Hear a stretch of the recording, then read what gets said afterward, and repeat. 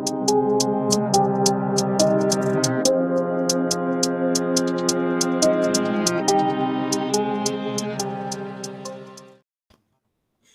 everyone. Welcome back to the Flow Engineering Show, formerly the Value Stream Show. We're having a conversation about that today. So stay tuned. We might have news about how we're going to be repurposing some of our material from before the book came out.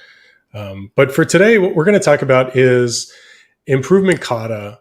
And we reference Toyota kata in the book as a representation of a process that's kind of very complementary to this idea of working backwards, working from a target direction or challenge, and then understanding how to make progress towards that through iterative practice, a very kind of disciplined approach to moving towards a target outcome. And this is something that, Andrew's talked to me about quite a bit since, well, while we were developing the book, but since the book, as something that he's really taken to heart and built into his regular practice. So, Andrew, can you tell us a little bit about Toyota Kata and improvement kata and your understanding of what it is and where it can be applied? Sure. Yeah. And I was just fishing to pull up the diagram. It's on page 133 in the book that sort of introduces the 5 maps of flow engineering as an example of an improvement kata, or how you can fit them into an improvement kata.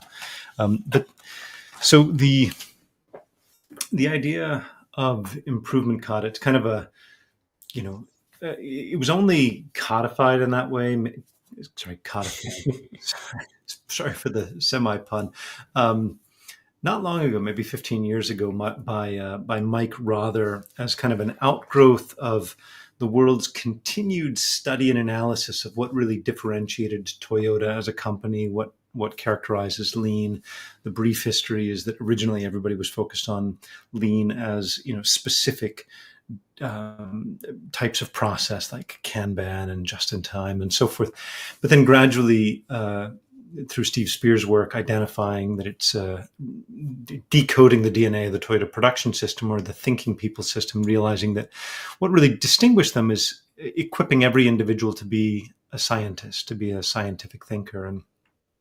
And so Mike Rother built on that work, spent 6 years researching Toyota, looking at the variety of ways in which managers coach their direct reports. And what he found was an enormous amount of variety and difference depending on the department and who the manager's manager was and so forth. But in general, consistently across Toyota, this idea that the managers operated as coaches for their people, and that the primary responsibility of a manager was to coach their people, to draw out their potential, in particular to draw out their scientific thinking skills. Now, of course, scientific thinking has a lot of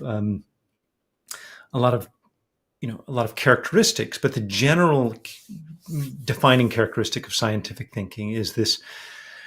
I love Yuval Noah Harari's summary that science arose with the discovery of ignorance, when we discovered that we didn't actually know what was going on. And so here we're saying we're discovering that we don't actually know what we're going to encounter later today, tomorrow, next week, the coming year. We can make plans, we can make project plans, and we can, kind of pretend that we have certainty, but typically there's a lot of unknowns in most processes.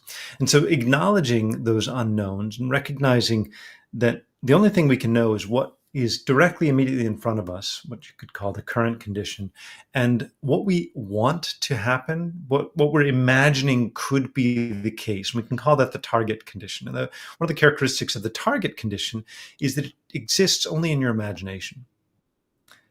It's something that you think, I think I could be 10% faster in this process. I think we could be a bit better organized. I think we could, double the productivity here and there, whatever else. But it exists only in your imagination.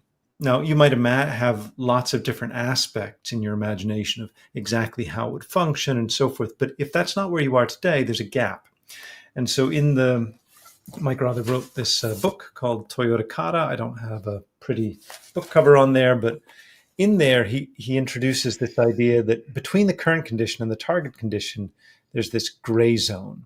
And the gray zone is this whole body of uncertainty, this whole space of uncertainty. And science is about exploring the unknown. If you're a professional scientist, you don't get paid for exploring things that are already well known.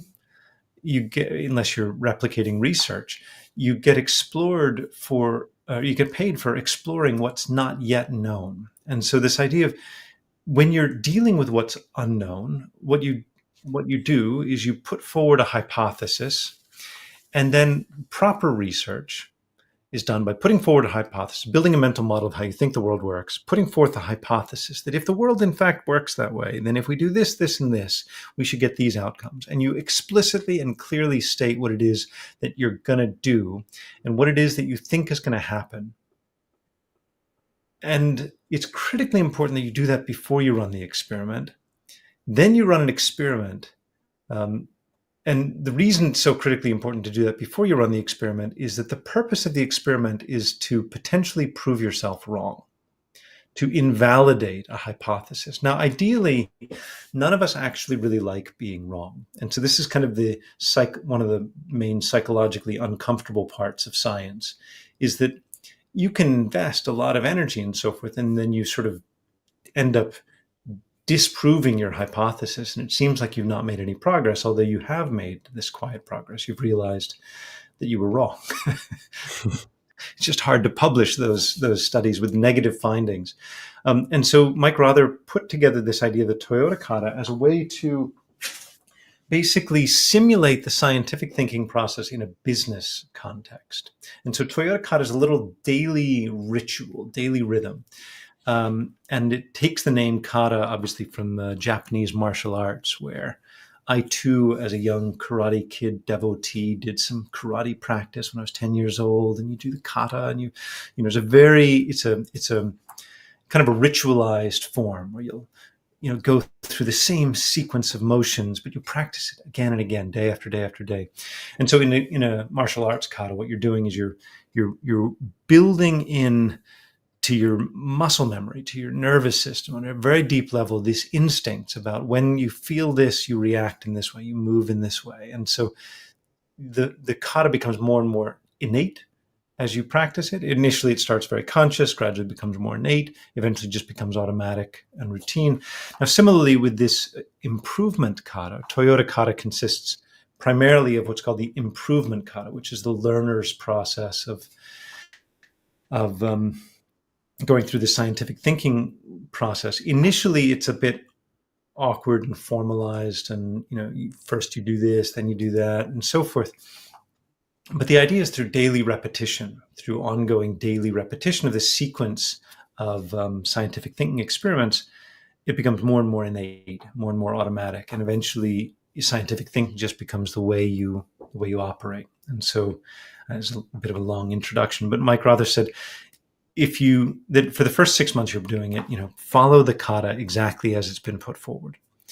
And if you deviate much in the first 6 months, you're probably going to be missing some important things. But after 6 months, you should be able to freestyle a little bit more. Every new learner always adopting the Toyota Kata as put forward, but then gradually graduating beyond the formal strictures of that, but really taking the essence of putting forth a hypothesis, testing your hypothesis, and then checking what actually happened and comparing your expectations with what actually happened. And it's in the contrast between those two experiences. I thought that I was going to see this, this, and this. What actually happened was this, this, this, and this. That this facial expression indicates the unpleasant feeling of discovering that you were wrong. But it's only through discovering that you were wrong that real learning takes place. And so I should say, he has a caveat that nobody at Toyota practices the Toyota Kata. This is a construct that's meant to help train people in similar thinking patterns, and they've built quite a strong culture around of lean practitioners. They built quite a strong culture trying to learn and practice Toyota Kata to share insights around that and so forth. So It's interesting how that happens in so many organizations that are leading uh, kind of let's say origins of good practices that become very popular. They kind of organically arise, right? And they kind of like grow out of an environment and a need and this confluence of not only do we do we do this thing, we don't necessarily, especially before you have something like improvement kata, you're not necessarily solving a problem for the long term intentionally before you try a solution for the short term, and you kind of work through the complexities of, okay, well, we have this problem to solve. We don't know if what we're going to do is going to solve that problem and another problem.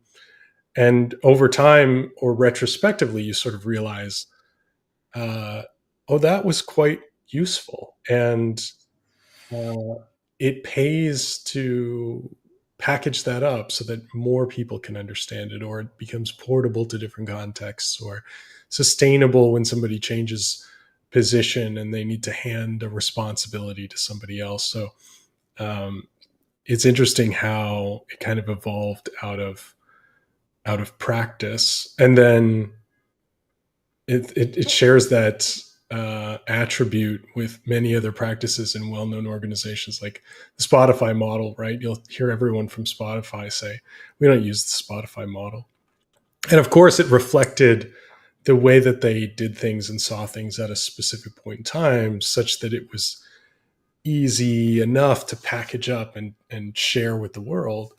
But, I think we see this improvement kata kind of replicated in many different places, which is why it seems intuitive and helpful to think about. But the thing that I was thinking about was learning music, which I had a really, really hard time doing when I was younger, like learning to play the piano or learning to play the recorder, and how there was so much repetition and so much basic, fundamental practice that went into that. And within this big picture of, once you learn the basics, once you learn the foundations, you can go off and freestyle and create your own music, and uh, you can of course do that as a savant, right? In many cases, people can just do things and they don't really know what's foundational, the principles. But I think if you want to do those things in a scalable, repeatable way and be able to train others and be able to scrutinize, where did our expectations not meet our target outcome, or the delivered outcome, for instance. Um, Having a system allows you to scrutinize that. And I think what the other thing that I pick up on with improvement kata is dulling the pain of being wrong by being wrong so often that it becomes not only less painful, but actually a pleasant feeling that gets associated with learning and growth, right? It's like that used to be painful, but now I recognize that difference as growth, as an opportunity for improvement or progress. And that remapping that in your mind takes a lot of repetition. And my closest example of that is public speaking. Like I used to be terrified of it. It used to be incredibly intimidating, and uh, but I would learn so much. Like every single time you do it, it almost felt 50% easier every time. And now I enjoy it for all of the positive aspects, and there's not even a negative connotation at all. This is a chance for me to start a conversation with people, to present an idea and get feedback about what could be improved, or where the messaging is not quite. landing. And early on, that was terrifying, right? What if nobody understands what I'm saying? What if I'm completely wrong and I get called out for being way off base? Like, that delta was massive. And now we're talking at this point about minor adjustments because I've gone through that process many, many, many times. There's a there's an exercise that was taught. I had the chance to learn Toyota Kata practice from Beth Carrington, who, through the Lean Enterprise Institute, took a couple of courses. Myself and some colleagues took a couple of courses from her, and as a way for us to kick off the training. And one of the exercises that she guided us through was cross your arms. So go ahead and do it. Yeah. So cross your arms. Now cross your arms in the opposite direction. Right. This is so uncomfortable. And so if you feel the slight hesitation, discomfort, gap, slow down, what that is, you're activating you're activating your system two, right? The thinking, the not automatic thinking. And that's the learning process, right? There's a bit of readjustment, right? Where you're that feeling of awkwardness and clumsiness is desirable. That's an indication that you're learning. That's an indication that you've entered what's called the threshold of knowledge, or you're going beyond the threshold of knowledge. You're going into something you don't quite know how to do. And in general, we as humans, I think, avoid that wherever possible. We like to hang out with people we know, go to places that are familiar, do things we're good at, where we know we'll get some approval. We often work hard in our lives.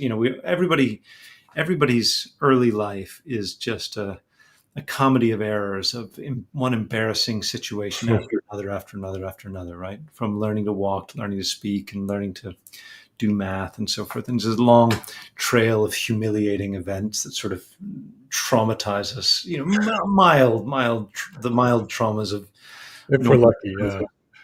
If we're lucky, yeah, the of normal education and learning. And then once we find something that we're reasonably good at, we tend to want to stick with that and not go into areas that we're not so good at. Because when you go into an area that you're not so good at, you're dealing with discomfort, right? The possibility of being embarrassed or just not good at it, or that it feels difficult, it's hard, and so forth. And that one of the things that made the biggest impression on me is there's a book, How Emotions Are Made, that we reference briefly, I think, in the book, in Flow Engineering, that there's only really two categories of emotions. There's pleasant emotions and unpleasant emotions. And effectively, those pleasant emotions are a roll-up summary from your whole body and mind of assessing, do I have enough energy to tackle this certain challenge?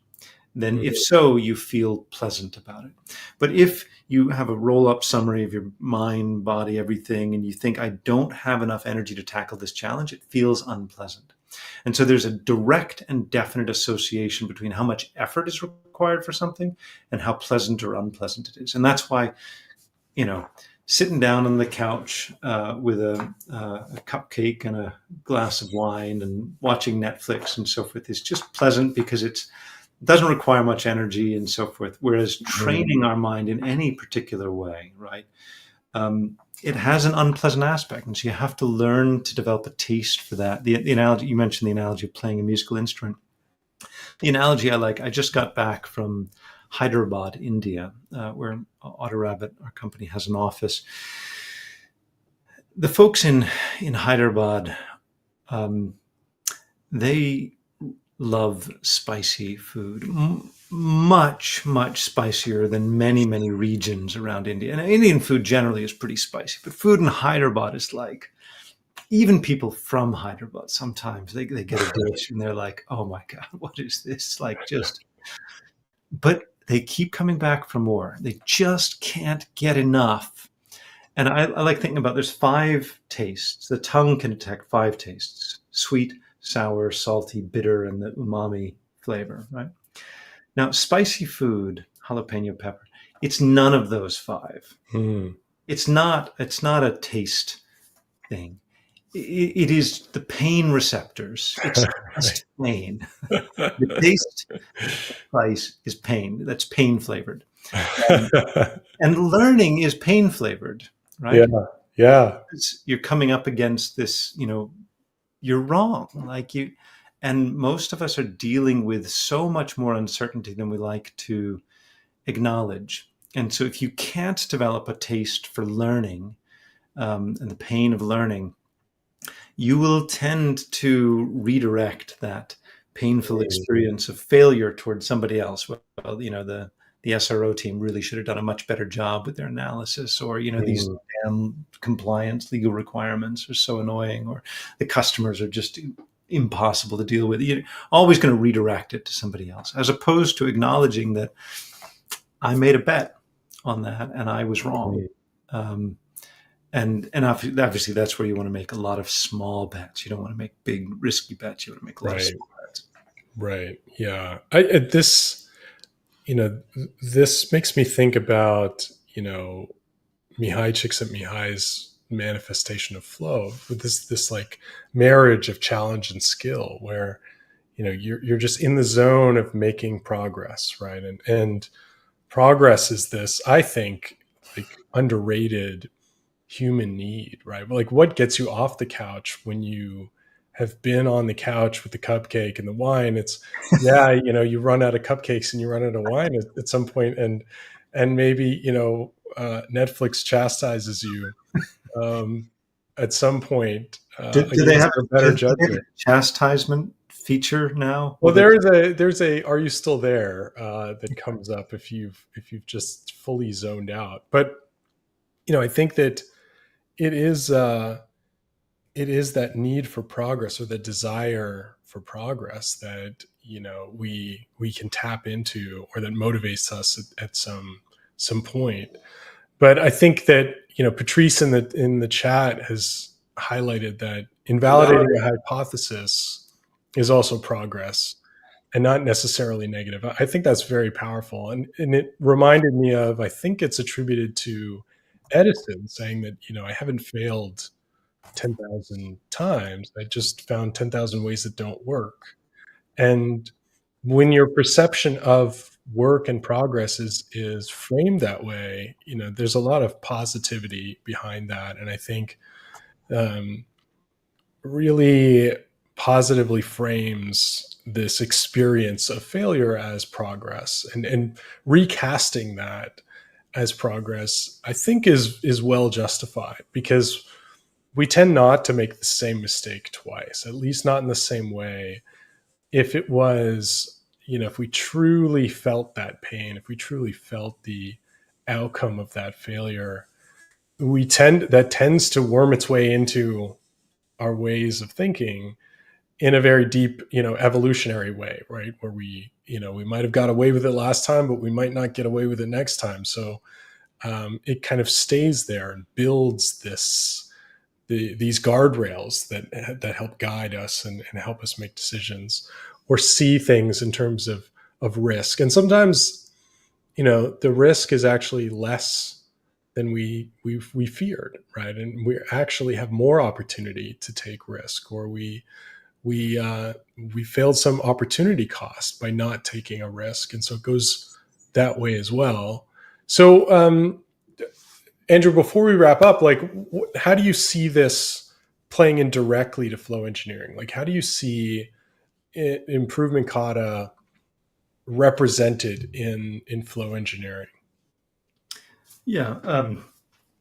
So the, flow engineering, the majority of it, or the main part of it, derives from lean. And so we at, for example, AutoRabbit have been trying to learn from lean and put it into practice directly. And so the Toyota Kata, I just find a super beneficial tactical way to bring those lean principles of scientific thinking into daily work. And because it cascades down through the chain of command, that's the idea, is that the improvement kata is meant to be deployed out through the chain of command. So it's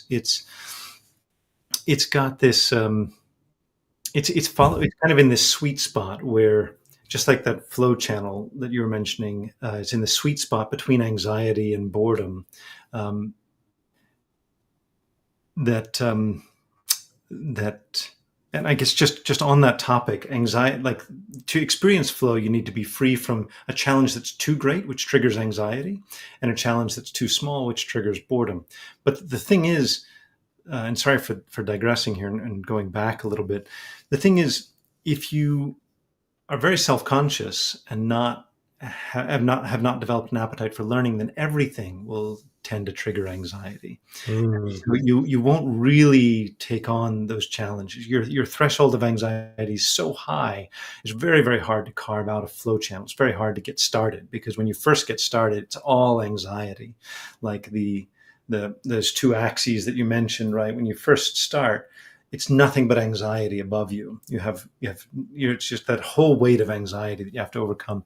And then even after you start making progress, there's the risk of boredom. And that's where even the great masters of music and so forth, Itzhak Perlman and so forth, they'll still do their scales every day. So they've built a tolerance for boredom, because they understand that there are certain repetitive actions that are really critically important. And so when we talk about flow engineering, we talk about also finding a different balance, the balance between prescriptive and generative. And generative is where you've got kind of a bottoms up collection of insights and knowledge, and prescriptive is where it's more of a top down, like, this is what you need to do, and being very directive and so forth. And famously, the org chart has has a very prescriptive nature, as the way it manifests, that there's somebody higher on the org chart tells you what to do, and you just need to follow that. They're prescribing a set of behaviors. Whereas this idea of flat hierarchies and so forth, this very generative nature, everybody's just coming up with ideas. And the improvement cut, I think, hits a very nice sweet spot between those, where its very nature is scientific thinking. It is for the learner to identify what challenge they want to work on, although it must be relevant to their main job, something that is in their main area of responsibility, something that's really critically important for them to succeed at. And it is for the learner to put forward their own hypothesis of how things work, to put forward their own next experiment, to state their predictions about what will unfold. And it's for the learner to discover to meet with the consequences if their own, experiments don't turn out the way they planned. And so the burden of the improvement kata is on the learner entirely. And in that sense, it's very generative. But because it's cascaded out through the chain of command, and it's around things that are critically important for the organization, so even the coach is accountable, right? That the coach is accountable for the learner to learn. If the learner doesn't learn, the teacher hasn't taught. If your direct report doesn't succeed in what they're training in, learning how to succeed in, it's your fault as a manager, as a coach for them. And so it's this sort of balance between prescriptive and generative. And I think we frame the improvement cut in the context of, how do you go from an initial mapping exercise to actually,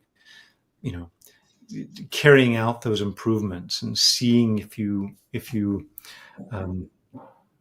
are successful making those changes stick. And that's a very iterative process. Like, what you do in a mapping exercise, you say, oh, I bet we could shorten this, we circle this bit, and I bet we could improve quality here and so forth. All of those are just hypotheses. You won't know if any of them are possible until you try them out. So you're actually always dealing with this threshold of knowledge. It's always an iterative process of trying to reduce that uncertainty. Yeah, that's well said. I think that it really kind of picks up and makes real the promise that's kind of revealed by flow engineering, and puts that effective action piece into practice. Like, what does effective action mean? It's, you don't know if anything's effective until it's kind of reconciled with reality, until you have an outcome that you've measured and you've learned from. And then, part of that learning is that you actually internalize that, and work from that new plateau to your next target, right? You level up continuously. And at some point, if we go back to the music analogy, what improvement kata allows you to do on top of or within flow engineering is to, you know, at some point customize the practices entirely for yourself, right? Add to it, remix it, blend it with other practices, build your own principles into it, and that's all part of this continuous improvement that I think is unlocked when you really embrace a continuous practice. So, um, thank you, Andrew. I think we're at time. Great to see you again. Great to see everybody in the audience, and we'll catch you next time.